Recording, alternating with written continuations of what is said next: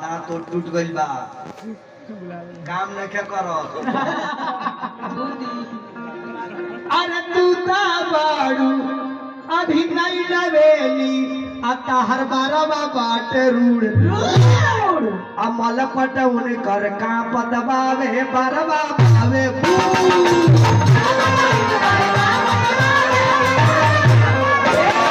अमल पट उन कर का पदबावे बारवा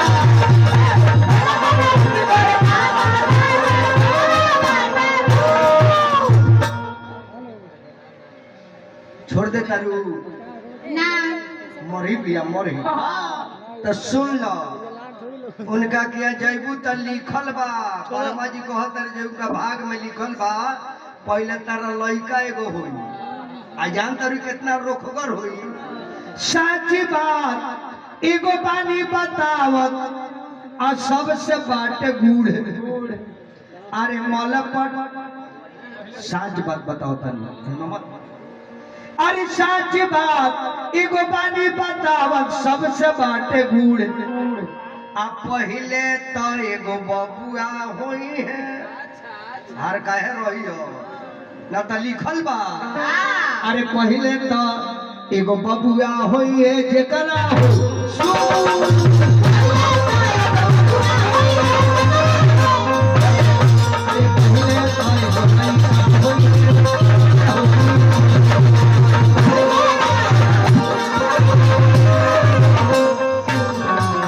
घरे मत जाना था हाथी वाला बेटा होई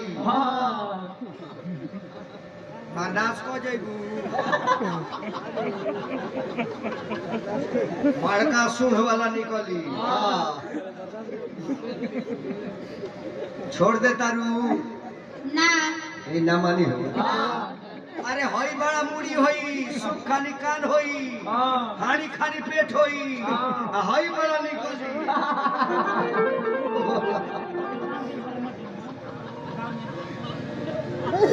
राम ज्ञान जी के घर मत जाइए ना हमारा राम ज्ञान जी बहुत अच्छा आदमी है ना मन को ना मन अरे सजनवा तोर पागो अरे बलनुआ तहर पागो राजा जी तोहर पागो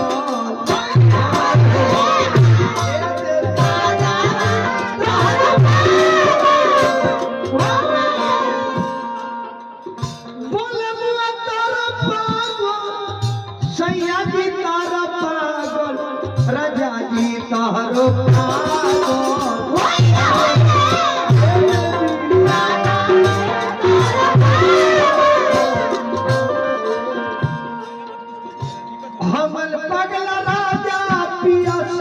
दुनु बीर गाजा हमल पगला राजा पियस दुनु बीर कर में तारा योगिया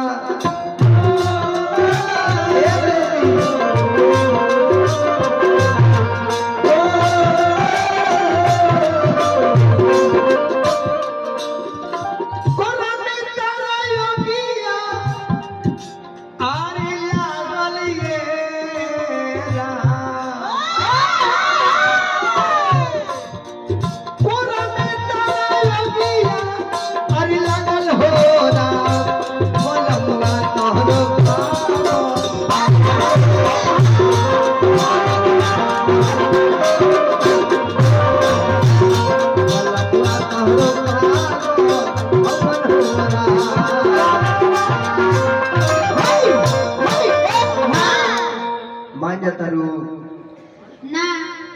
ये भाई तो कहते जो ओकरा दुगुना भर पार्वती से बर्दाश्त सब शिव जी के शिकायत काली की सुनी संग मुनि बाबा के सर्व मतलो बाबा देव ऋषि नाम के बानी मन में अपना धैर्य बानी उनकर मत निंदा करो अपन अपन श्राप माने ना केहू के सलाह आ करे कोई बूढ़े से सब ऋषि ले लौट आई महादेव को लगे सब ऋषि आयल बाबा कहनी जे का भइल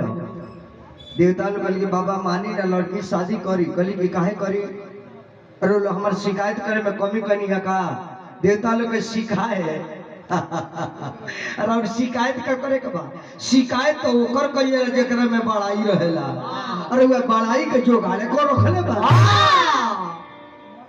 अरे वो परिवार में निमन की बा साफ को